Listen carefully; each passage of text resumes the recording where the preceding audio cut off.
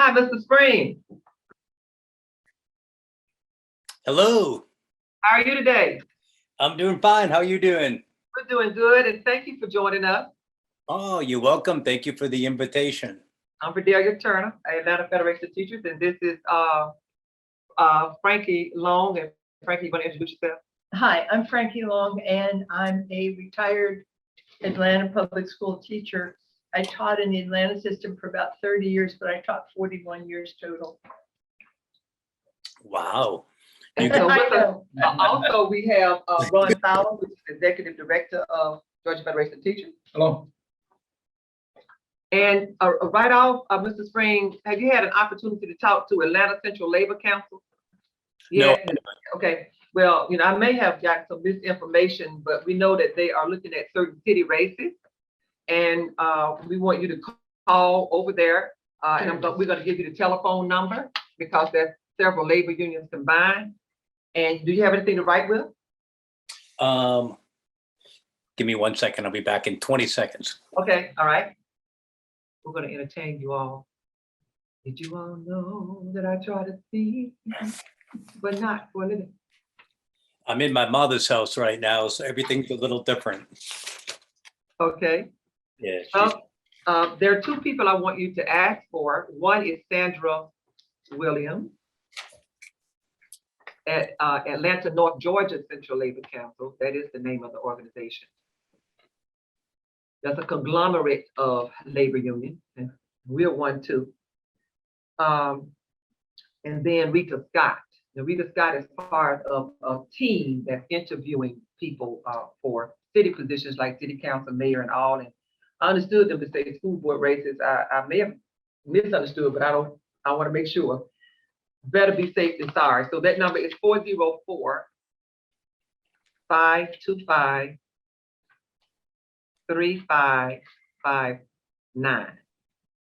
So this, 404.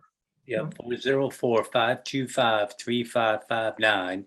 Yeah. Was that the number for Louita Scott? Or for both? That's for both. Oh, okay. Rita Scott and Sandra Williams. But they'll tell you that Rita Scott doesn't work there, but she is part of the team that interviews. And so that's how come we are saying put both names in there so that they won't be you're confused. That this needs to go to the people who interview it.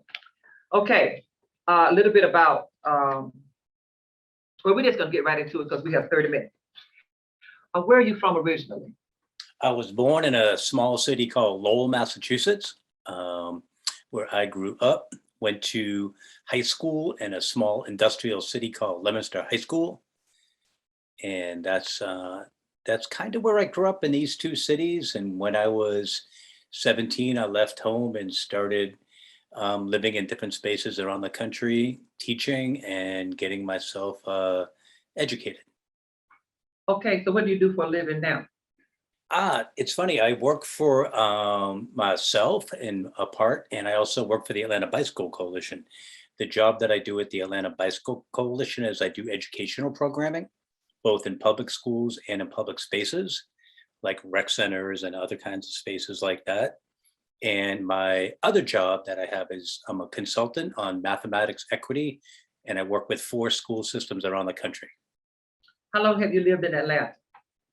7 years now, 2015. Yep, 7 years.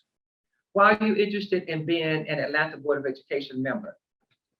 I think the biggest calling for me right now is I've dedicated my life to public education. My undergraduate degree was in math and math education combined. My master's degree education was in educational leadership. I at one point wanted to be a principal. After interning for a little while, I realized that wasn't my path. Also had an opportunity to finish doctoral coursework at the University of Texas in educational policy. And during this 30 plus years, I taught high school for 20 years. I was a curriculum designer for a while. I actually served as a school board member in Portland for 3 years as an elected official. And I pride myself on not only knowing what's going on in the classroom, because I'm still doing that with my part-time consulting work, but I pride myself on knowing policy inside and out. I studied it. That was my doctoral coursework. I, even on my own spare time, read educational policy. My state rep has me look at some of her bills that are coming in front of her and analyze it through a lens that I think is most important. And because I'm a teacher by trade, I tend to look at things through the lens of what's happening at the point of learning. So you're similar to Frankie and myself, or you like being punished, I see. Okay, all right. Since you're, how many people are running in your district? It's at large, Mark? and there'd be 5 of us right now. Good grief. And about how much money you think it's going to take to win your position? I predict $12,000 to $15,000. I set a mid-September goal of 5,000. I'm almost there, and I anticipate I'm having 2 fundraiser events happening, one at the end of September, one at the beginning of October, that are drawing significant crowds. The event planner that is in charge of one of those 2 says that he predicts I will earn $10,000 at it. We'll wait and see. The other event, I'm kicking off a fall sports season through a bunch of fall sports leagues through people in my sort of closer community. And those few hundred people, I'm expecting to earn about $3,000 to $4,000 there. So the last 2 chunks of money should be in my account within a month. Okay, thank you so much. In a lot of public schools, we had a tendency to lean toward a college preparatory, those models. Knowing what you know about the school district and the city, what are some of the other avenues we should be looking at, some other models of education in schools?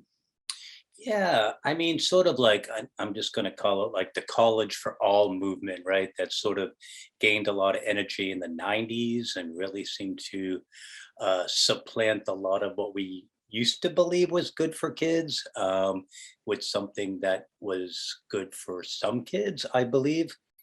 With the onset of college for all came a narrow list of standards that schools are being held accountable for. And unfortunately, during all of this sort of educational reform for the sake of equity, which it didn't achieve those goals, as we all know. And what ends up happening is you're a student, you graduate high school at age 17 or 18 or 19. And if you either choose not to go to college, or you don't feel you're equipped to go to college, or you do go to college and learn quickly that it wasn't for you, you're left with no skills to earn a living wage job. You're not left with any credential that can have you lead the economy of Atlanta. And I think that's a problem, and that needs to change. I went to Leominster High School. I just went there today to go look at it because it was the first day of school. And I remember, I mean, this was 1977 to 1981. I'm an old man. Like when I went to school there, one thing that I remember doing was I took a class called Science Fiction Literature. And I was a good student, but that taught me to love to read. I took a class called Small Engine Repair. That allowed me to take care of the small things around my house. I mean, because my mama raised 5 of us by herself. So I was like the mechanic of the house, fixing the lawnmower, fixing the tools. And I remember like, I chose to go to college because my grades were good. But if I didn't, I picked up some things in school that would have allowed me to get a job at a factory fixing a small shop, fixing engine repairs. I had another class that had us do agricultural work. I could have entered that field because during that time in the history of public education, we paid attention to more than just a narrow, very narrow college for all curriculum. And unfortunately, what's happening is what's meant to be like an equity move is doing the complete opposite. By not preparing kids for living wage jobs when they graduate from high school, we're condemning them to a decade or longer of poverty wages. And our schools can do much better than that. Yeah. They need to. And under the current leadership right now of the school board and the administration, I don't think it's on anybody's radar right now. And that bothers me a lot. We have a brand new superintendent and the one or two of the incumbents are giving themselves a pat on the back for hiring that superintendent, but some of those people also hired the superintendent before this one, and this is not to be dismissive or negative against the new administration. So we did ask the board, does the superintendent work for you or do you work for the superintendent? Because in the past, we witnessed one of our superintendents raising her voice an octave and shouting at a school board member to change, and this school board member changed her vote. And in fact, that person happens to be one of the incumbents. So with that said, let me ask you, what are the pros and cons about Teach for America, if you can address that? Yeah, I mean, I know it well. I've intersected with Teach for America frequently in my teaching life and in my other experiences. And we all know what Teach for America is. It's a program where, I'm just going to be very frank with you, it's a program where mostly privileged children that are white, that are going to go to law school, are going to do something else in their life, but definitely are not committed to public education, build up a little resume piece by going to work and being a white savior in some school. And they go to these mostly city schools, free to the district, right? Because the district gets a free teacher. And it sounds very attractive to get this because you don't have to spend as much of your budget on if it were a teacher that you were hiring on your own. But unfortunately, the teachers are not coming to us with an education credential. They're not coming to us with having gone through a prolonged period of study and a commitment to the fundamentals of public education. And because they are, we'll just call it, they're basically union busting, right? They're entering into a space in which they are not part of the camaraderie and the spirit of the collection of teachers that are there. They're not getting the support they need, nor are they getting the building the relationships with the schools and the parents that we need teachers to be doing. So in a nutshell, I'm completely against the program in Atlanta Public Schools. Well, when we have a local in New Orleans, and it used to be a much larger local before Katrina, and we had the opportunity to talk to parents and some of our white colleagues there, the teachers, who were put in communities to their surprise without being acclimated to them and judged harshly. Some of them made it out, some of them didn't make it out. And it was expensive for the teacher and it was expensive for the child at the same time. We know that President Obama, nobody likes to criticize, people that look like me don't like to criticize President Obama because he was absolutely perfect, but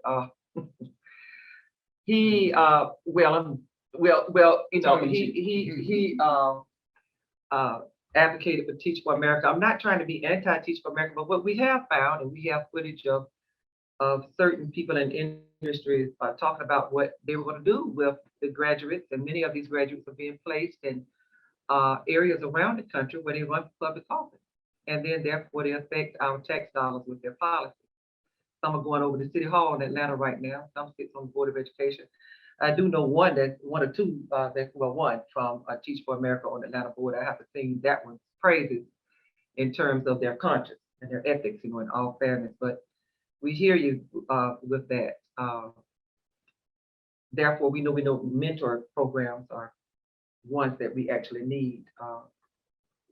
See, the other sort of like attachment to that is we have so many talented people right now in our city that if given the support and given the resources will become phenomenal teachers with community-based knowledge. We know that. We have paraprofessionals.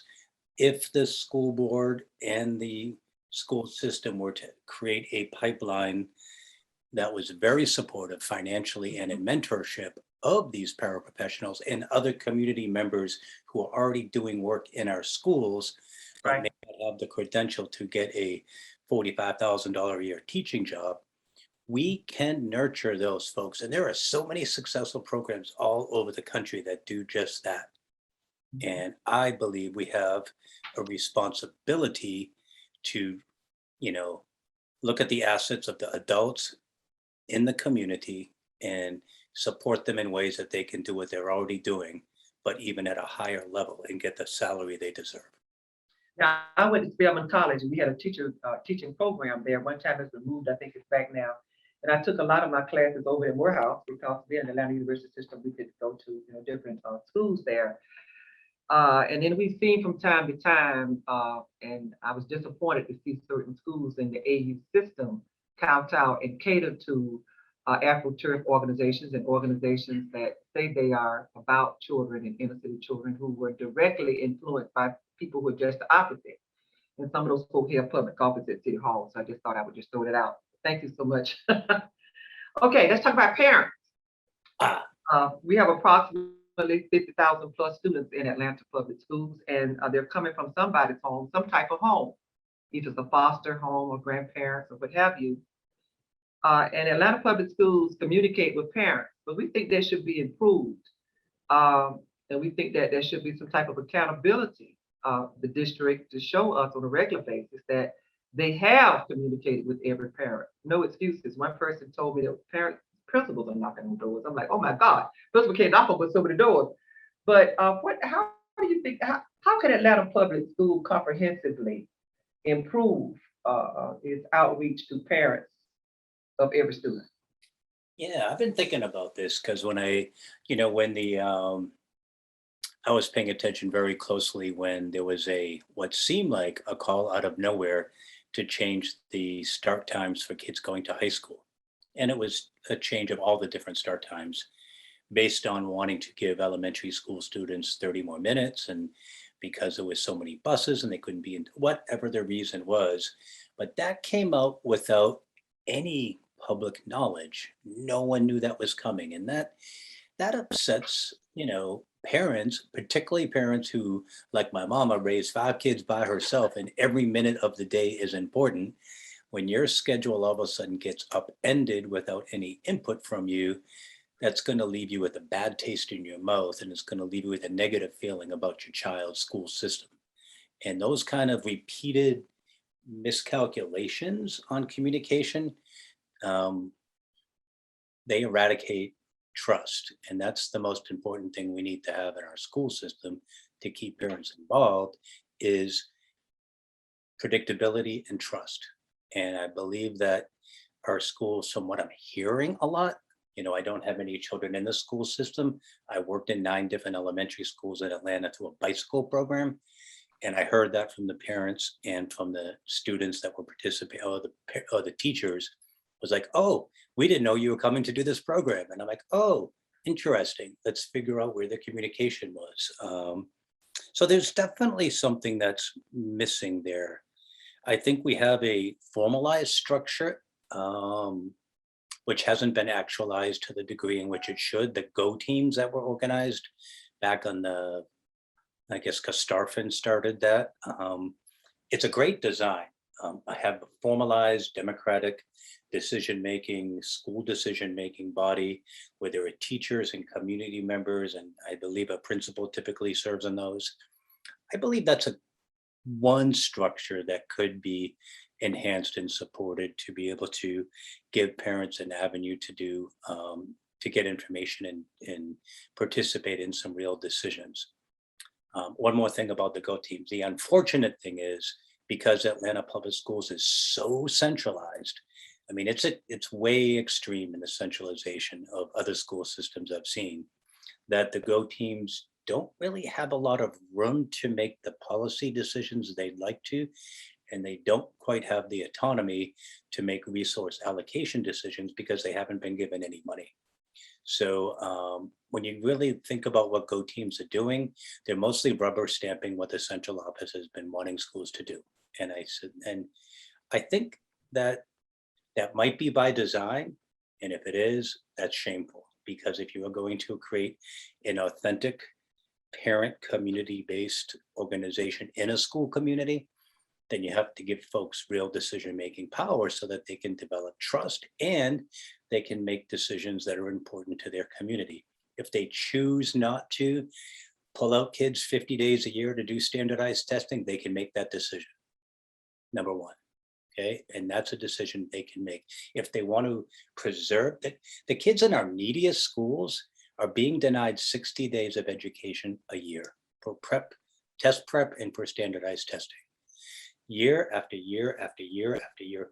3 years, that's 180 days. 9 years, it's 3 years. So our kids that go to high school in Atlanta, in the schools whose mere existence is dependent on a narrow test, are being denied 3 years of education before they enter high school. Because we used to have somewhat functioning PTAs, and we have a lot of criticism of those go teams also in terms of how they.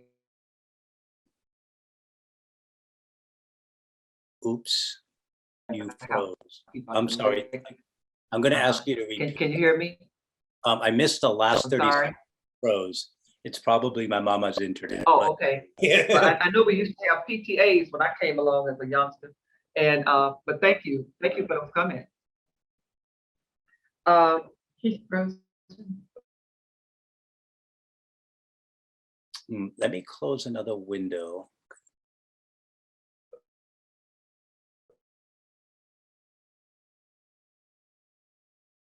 Can you hear me now?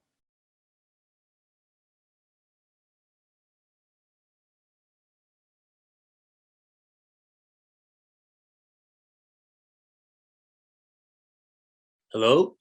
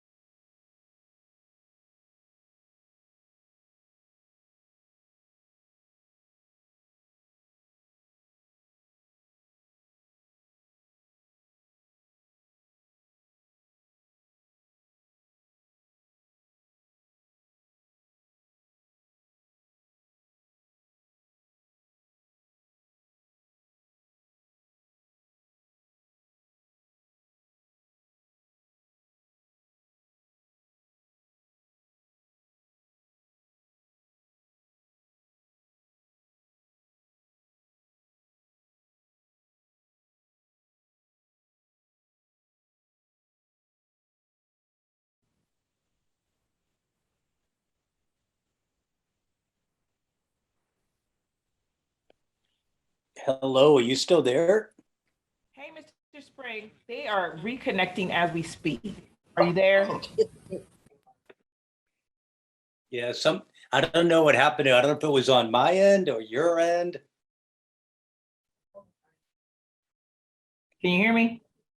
I can now.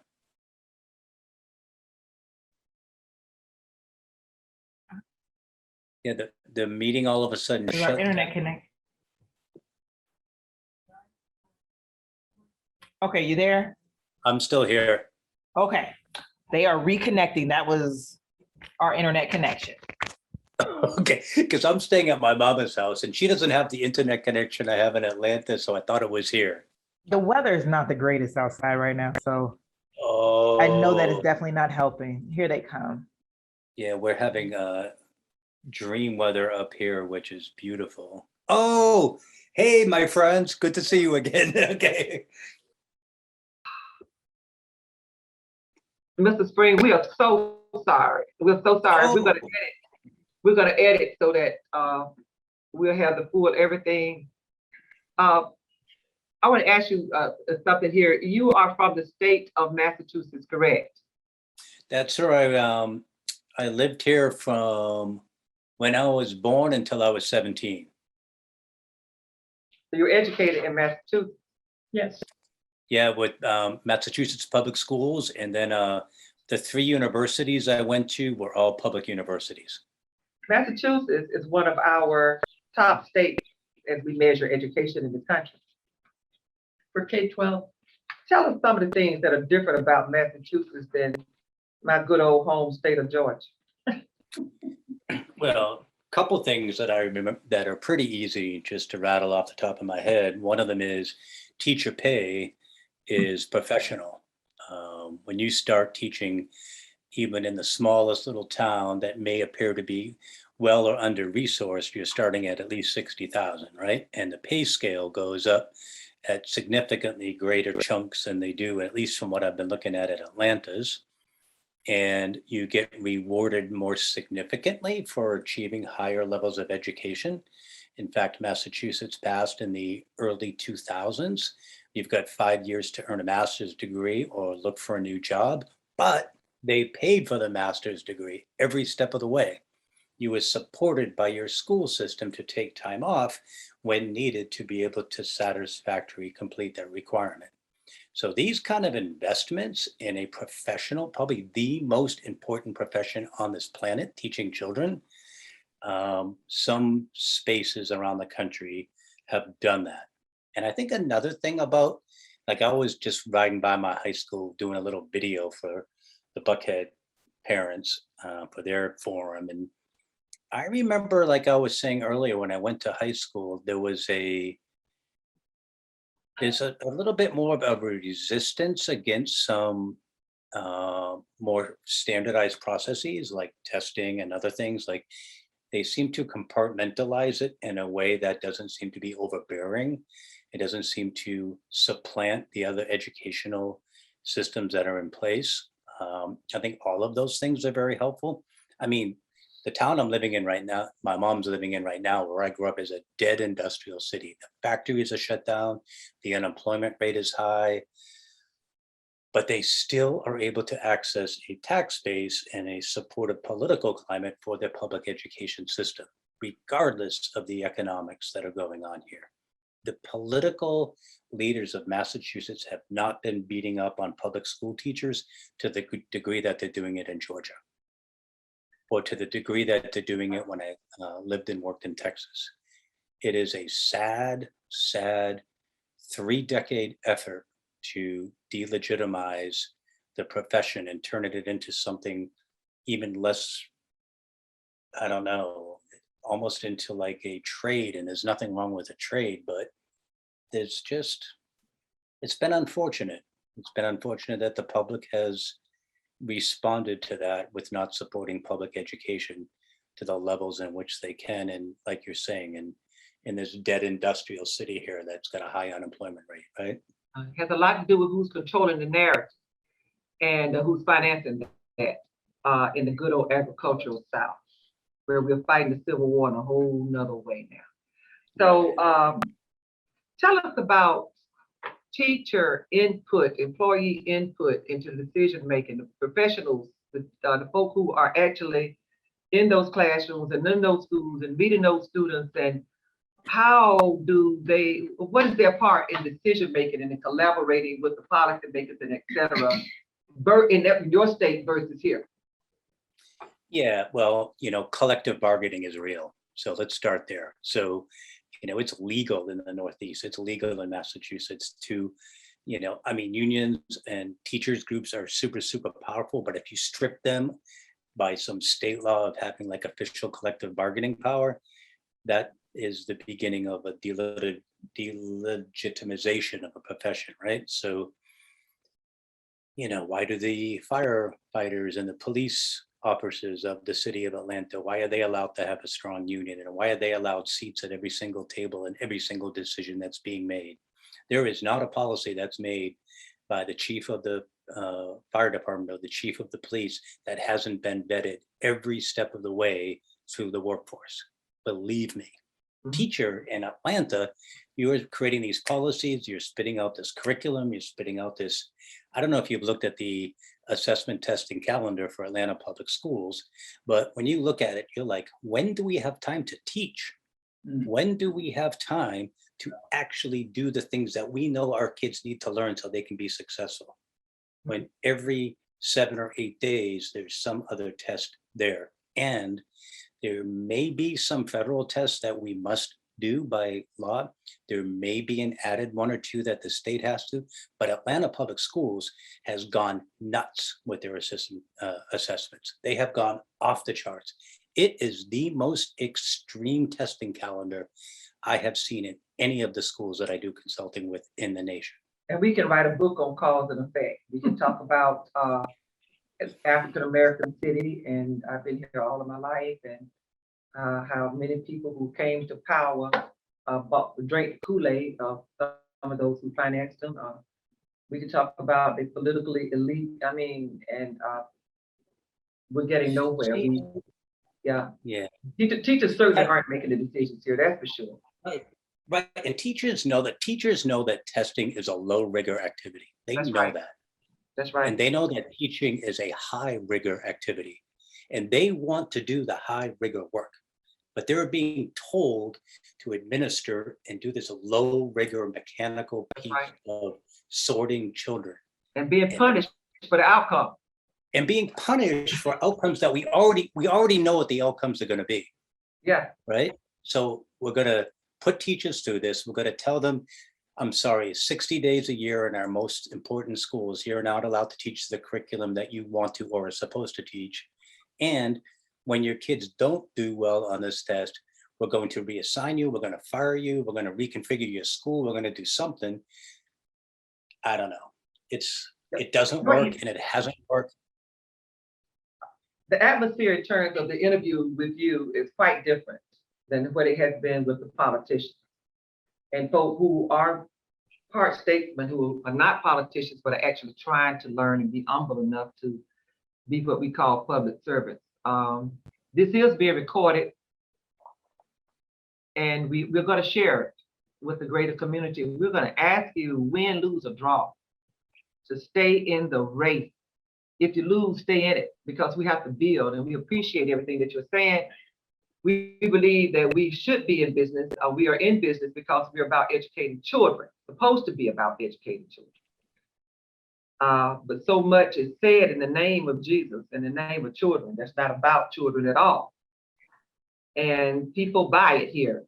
And we have gatekeepers who keep us happy because they look like me, and they serve a city that's mainly dominated by folk who look like me. I mean, that's just the truth. It doesn't matter. I hear you. I'm a little odd on that, but we're not here to talk about me. But so, we have about 4 or 5 teacher organizations, and folks who don't belong to anything, and some folks who don't want to belong to anything, and we have the hardest time organizing. But you would think that people who have doctorate degrees and who are head of educational institutions but want to look at some world-class standards and see why Atlanta is not a world-class school district. I don't care what we say, but we aren't. And why Georgia is not a world-class state. But to Rebecca Fresher, go ahead, Frankie. I know this is going to be different. We have not asked everybody the same question. We kind of followed the person, but we also will be asking 4 or 5 other questions. We'll be putting out to all candidates that we'll ask you all to post before we publish this. Go ahead. No, I was just going to say, I was thinking about the per pupil expenditure here as compared to, I'm from New Jersey. And I have 2 brothers that have raised their families in Massachusetts. I know that if I had been smart and gone home, I would be making more as a retired teacher than I ever made teaching full time. I also know that they spend more per student supposedly here than they do almost anywhere else. But what have they been saying, that the 1 billion, it's over 1.5 billion. 1.5 billion is the amount of money that APS has access to. and they only have 50,000 students. I can't wrap my head around how does this go and nobody notices? And I know you can't either, but it's, When You know, you, I'm Oh. sorry, go ahead. Go ahead. I think when you're on a school board, you get to dig a little deeper into the finances, right? So, when I was on the school board before, I was both the finance committee chair and the policy chair for a couple years. I know that when you start looking at the allocation of resources, and if you make like a pie chart, this is my math teacher going on, right? You make a pie chart and you look at the sector that goes to classroom instruction and to the classroom. And you look at the sectors that are spent on people with pedagogical degrees hanging out in a central office, spinning their wheels and creating largely irrelevant work for other people in school buildings, then you start to see where the money's going. That's right. And I argue, but I haven't looked at the books, but I will, that Atlanta is again extreme on that preservation of gatekeepers, that preservation of institutions within an institution that have never worked. And it's sad to see that happening. And it really takes, I'm just going to add one more thing. It takes a little bit of boldness to be able to interrupt, right? It's going to take more than just knowledge. It's going to take some thick skin. That's And I'm right. just going to put this right out there. I'm a 58-year-old gay white man who has had to fight some real tough battles in my life. And there's one thing that's come out of this. I got some tough skin. So if the political pressure should come down on me by the gatekeepers, by the media, by what have you, I'm not worried. I'm going to stay in it because my ethics are strong and my morals are strong and my belief in public education is unquestionable. And we believe that I heard you say that you served on another board. Am I correct? Another school board? I won a office for school board in Portland. I beat a 12-year entrenched do nothing incumbent, 55-45 in a door knocking campaign. So how come you didn't use that position to try to run for mayor or run for governor or run for, all right, I'm just being. are you saying Portland, Oregon or Maine?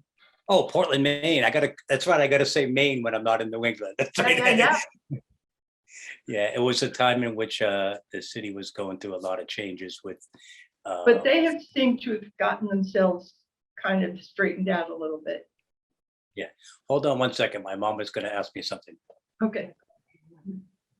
No, I'm gonna go with you. No, I'm gonna drive you in 15 minutes. Okay, wait, I'll take you. Okay, sorry. Best to have your mama. You best to have your mama. She just got done radiation and I don't Yeah, want her you driving. I just won't even say the other questions to you. We are just so proud to hear what we know is not dissonant, to hear instrument that's in tune. Thank you. Yeah, and I'm